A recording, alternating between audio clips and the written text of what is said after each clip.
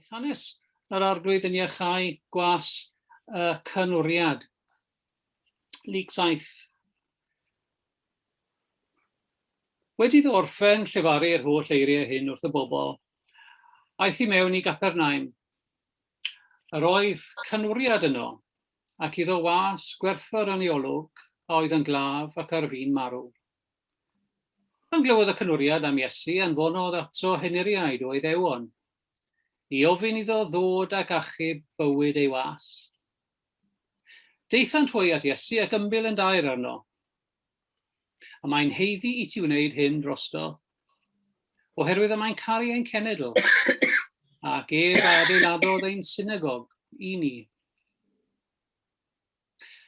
Pan oedd Iesu ar ei ffordd gyda hwy ac eisoes heb fod ymhell o'r tŷ, anfonodd y canwriad rai o'i gyfeillion I ddweud wrtho, paid a thrafferthu, syr, oherwydd nid dwi fi yn deilwng I ti ddod dan fy nho. Am hynny bernais nad oeddwn I fy hun yn deilwng I ddod atat. Ond dywed air a chaffed fy ngwas ei achau. Oherwydd dyn sy'n cael ei osod dan awdurdod o'i finne, a chennyf filwyr danaf.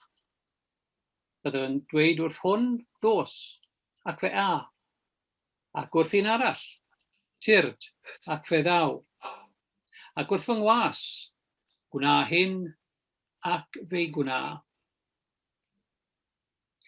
Pan glywodd Iesu hyn fe rybeddodd at y dyn, a chan droi at y dyrfa oedd yn ei ddilyn, meddai, rwy'n dweud wrthych, ni chefais hyd yn oed yn Israel, ffydd mor fawr.